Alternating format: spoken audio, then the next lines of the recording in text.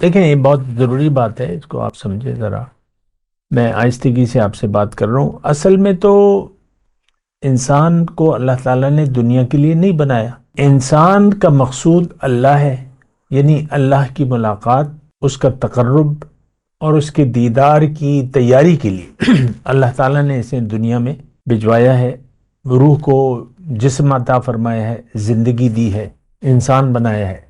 خلق الانسان علمہ البیان، الرحمن علم القرآن. تو قرآن کی ہمیں ضرورت نہیں ہے. دیکھیں میں سادہ سی بات کر رہا ہوں، آپ کوئی پیچیدہ بات میں نہیں کرنا چاہتا. ہمیں قرآن کی عملی طور پہ کوئی ضرورت محسوس ہی نہیں ہوتی ہے. اور میں ایک بات عام طور پہ کہتا ہوں بعض اوقات کہ اگر آج 2025 فروری کا مہینہ ہے، قرآن کو اللہ تعالیٰ اٹھا لے، صفحات کوڑے ہو جائیں، قرآن کی صفحات کوڑے ہو جائیں، اللہ تعالیٰ ہر چیز پر قادر ہے، سینوں سے اللہ تعالیٰ محو کر دے،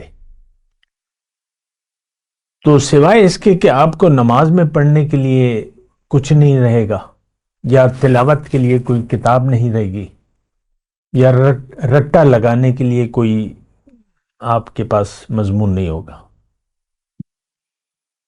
باقی تو قرآن یا قسم اٹھانے کے لیے یا دنیاوی مفاد کے لیے آپ جس طرح استعمال کرتے ہیں قرآن کو، دلہن جا رہی ہے اس کے قرآن کا سایہ کر دو اور قرآن ساتھ دے دو اور یہ کر دو وہ کر دو، تو اس کے علاوہ کوئی فرق نہیں پڑے گا ہماری زندگی پہ. لیکن اس بات پہ ذرا سوچیں، قرآن ہم نے، یعنی الفاظ تو مناسب نہیں ہے، ہم نے بائیکاٹ کیا ہوا ہے اللہ کی ہدایت اور نبی کے طریقے کا. بائیکاٹ، ہم نہیں مانتے، یہ عمل سے ہم کہہ رہے ہیں.